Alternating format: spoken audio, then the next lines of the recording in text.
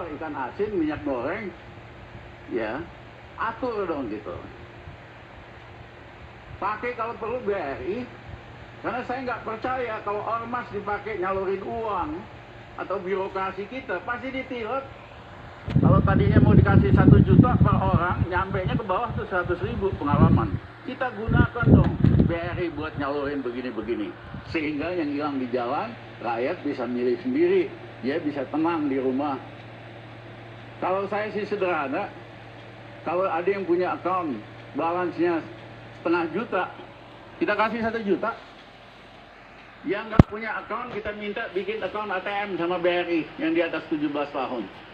BRI itu punya cabang di seluruh Indonesia, punya satelit, kapasitas komputernya 4 kali dari BCA, jumlah transaksinya 3 kali dari BCA, walaupun kecil-kecil. Seluruh rakyat bikin ATM selama 17 tahun, di atas 70 tahun. Sampai desa-desa dia punya cabang. Seneng kok dia dapat klien baru. Nah nanti kita salurin apa 1 juta per anak atau apa, sehingga betul-betul sampai sama rakyat. Nah kalau kita lakukan itu, bank juga istilahnya penetrasi bank lebih tinggi. Yang kedua, kalau lain kali ada masalah lagi, kita udah tahu caranya, siapa, segmen mana yang kita mau capai. Datanya kan bisa dipanggil anak-anak pinter tuh bikin data, big data analysis, segmen mana yang kita mau capai. Nah 200 triliun lagi kita spend untuk meningkatkan makanan. Saya awal corona udah bilang, hentikan semua proyek infrastruktur ini, fokus di dalam food production. Kenapa? Pada skala global akan terjadi kekurangan makanan. Sederhana, orang kalau diam di rumah, menengah atas dia konsumsi lebih banyak.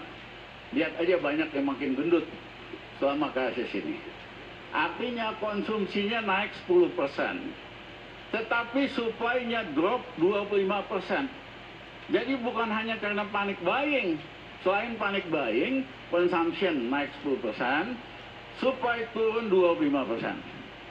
Sehingga akan ada shortage dalam makanan. Dan yang kedua, karena dolar kita melemah, itu akhirnya buat rakyat makin lama makin mahal. Jadi kita spend 200 triliun untuk ngasilin makanan, sayur-sayuran, buah-buahan.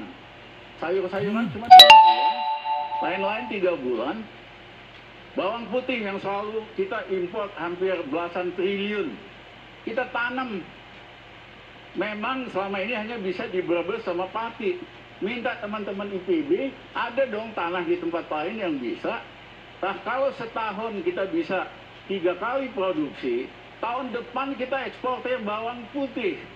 Jadi krisis ini kita gunakan sebagai kesempatan untuk memacu food production, termasuk beras dan lain-lainnya.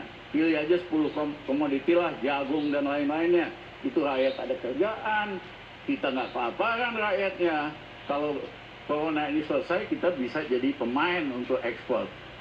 Ya, karena di Thailand mereka putuskan untuk ngurangin ekspornya.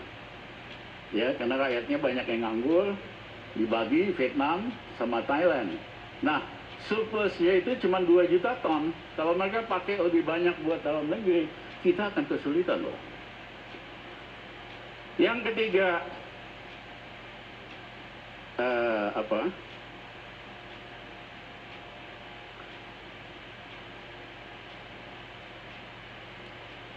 Yang ketiga, harus dipahami akibat krisis corona ini terjadi geopolitical shift, strategic geopolitical shift. Tadinya Cina itu pabrik dunia, semua multinasional punya pabrik di Cina. Mereka belajar setelah ini bahaya ternyata. Nggak boleh lagi kita sepenuhnya di Cina, kita harus keluar dari Cina secepat mungkin. Pemerintah Jepang, Perdana Menteri Abe, kasih insentif buat perusahaan Jepang buat keluar dari Cina. Tapi kemana mereka pergi? Ternyata mereka hanya mau pergi ke Vietnam, mereka hanya mau pergi ke India dan ke Meksiko. Indonesia nggak masuk. Padahal Pak Jokowi 6 tahun terakhir selalu bilang, come to Indonesia, invest to Indonesia. Nggak ada hasilnya, mohon maaf Pak Jokowi. Ya, karena you don't wrong the right strategy. Kenapa mau masuk ke ekonomi yang 5%? India 7%, lain-lain 7%, mereka ke sana dulu. Jadi pompa dulu ekonomi di dalam negeri ke 7%, otomatis nanti asing masuk kok. Dibalik logikanya.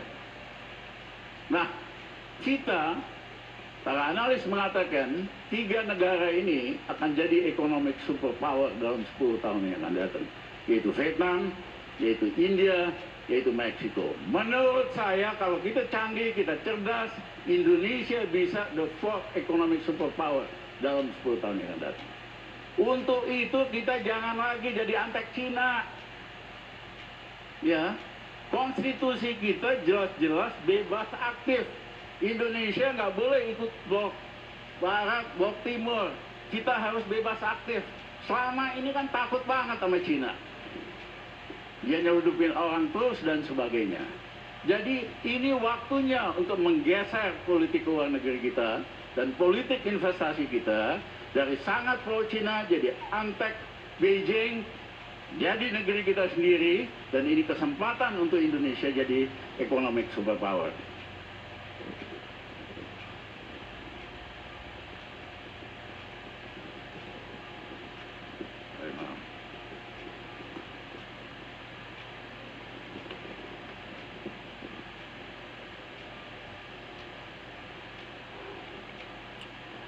Yang kedua, saya mohon maaf.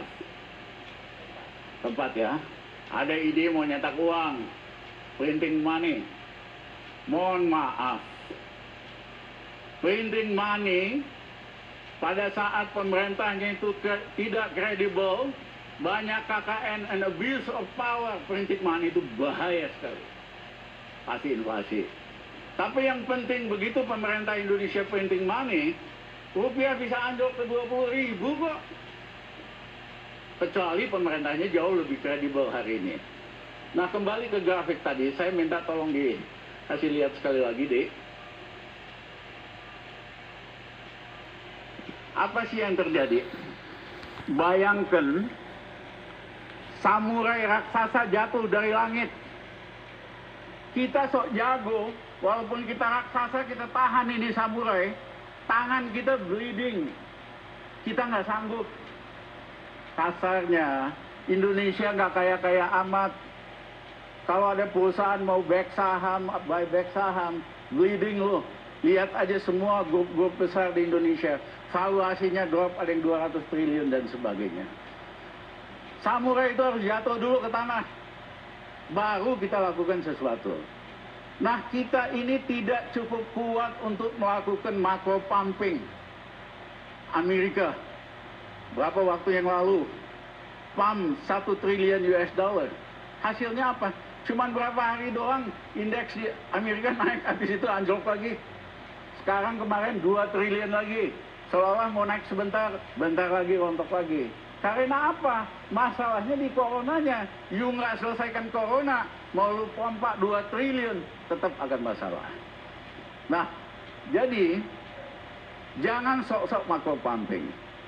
Bank Indonesia sudah spend 300 triliun lebih untuk mensupport rupiah. Kecil efeknya. Bahkan kalau dia terlalu semangat, turunin lagi ke 15.000, spekulator pada beli tuh. Dolar, nungguin lagi, bentar lagi pasti anjlok lagi gitu loh. Jadi jangan sok jago, kemampuan kita terbatas, jangan lakukan macro pumping atau corporate pumping yang tidak perlu. Bereskan kasus corona, otomatis nanti semua akan lebih baik. Terima kasih.